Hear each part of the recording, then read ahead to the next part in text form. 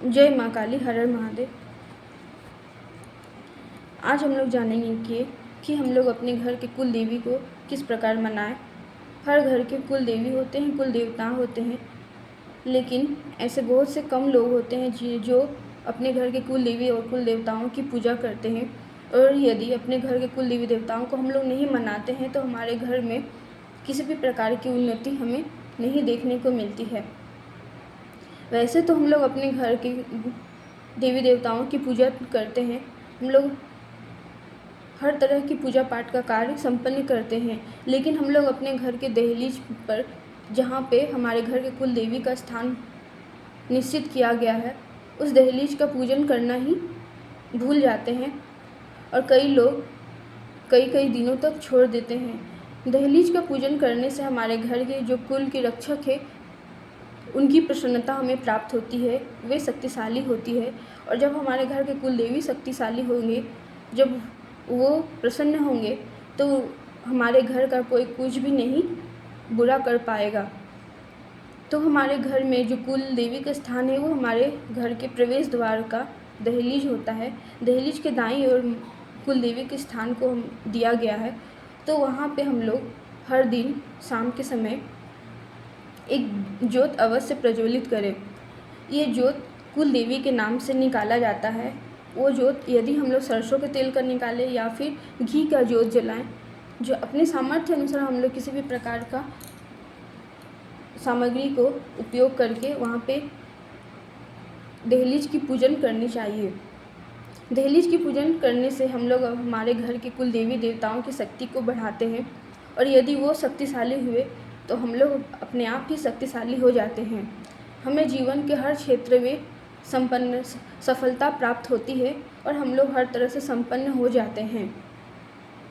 कुल देवी देवताओं को मनाने के लिए हम लोग नित्य नियम को फॉलो करके, नियम को मान करके हम लोग उनका पूजन करते हैं।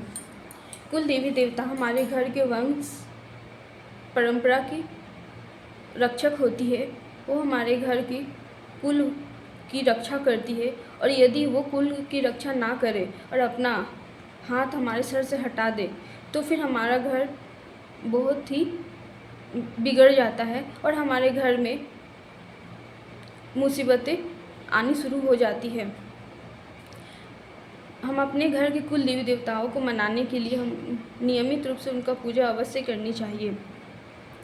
हमें हर दिन सुबह के समय में अपने दहलीज को साफ़ पानी से अवश्य ही साफ़ करना चाहिए और उसमें गंगा जल छिड़कना चाहिए, क्योंकि ये दहलीज में कुल देवी का स्थान प्राप्त होता है। तो उस स्थान को साफ़ करके हम लोग वहाँ पे एक ज्योत अवश्य निकालें। ये हम लोग नित्य नियम रूप से सुबह के समय हर दिन करें। ऐसा करने से हमारे घर की कुल देवी जो है वो बहुत प्रसन्न होती है और उनका नाम का सेवा उन्हें प्राप्त हो जाता है। इसी तरह शाम के समय भी हम लोग अपने कुल देवी के नाम का ज्योत अपने दहलीज पर अवश्य निकालें। उस ज्योत में हम लोग थोड़ी चावल, कुमकुम, हल्दी, रोली ये सब डाल करके ज्योत को अवश्य जलाएं। ये ज्योत हमारे घर की कुल देवी के नाम से निकाला जाता है। ये हमें हर दिन अवश्य करना चाहिए। इसके अलावा अपने घर की कुल देवी की सेवा करने के लिए हम लोग कुल देवी के नाम का स्तोत्र का पाठ भी कर सकते हैं।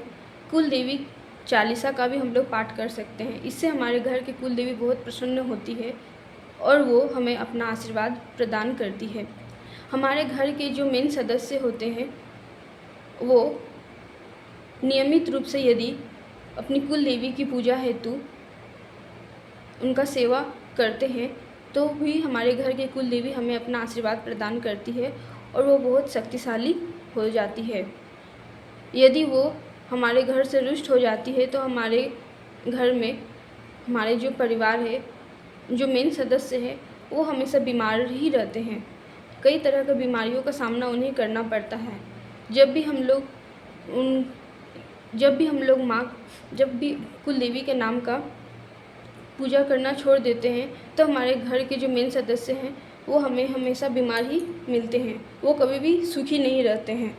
क्योंकि हम लोग अपने घर के कुल देवी की सेवा नहीं करते हैं, जैसे कि वो हमारे घर की, हमारे कुल की मेन सदस्य होती है, वैसे ही जो हमारे घर के परिवार के जो मेन गार्जियन होते हैं वो भी सफल नहीं होते हैं। वो भी मानसिक रूप से, शारीरिक रूप से कष्ट में रहते हैं, आर्थिक रूप से वो कभी सफल नहीं हो पाते हैं।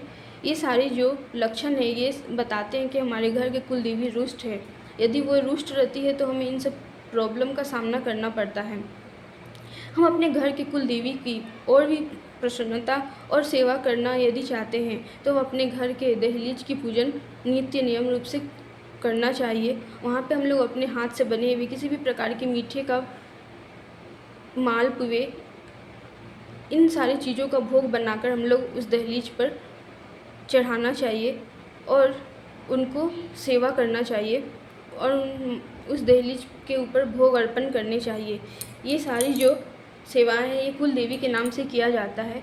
ये सारी क्रियाएं करने के उपरांत हमें अपने घर की कुल देवी की प्रसन्नता अवश्य प्राप्त होती है और हम देखेंगे कि हमारे घर का जो वातावरण है वो पहले से अच्छा हो गया है, पहले से उसमें सुधार आया है और हमारे घर में एक सकारात्मक वातावरण फैल जाता है। हमें हमारे जो अटके हुए काम जो नहीं हो रहे थे वो भी होने लगते हैं और हमें अपने कुल देवी की आशीर्वाद और कृपा प्राप्त होने लगती है।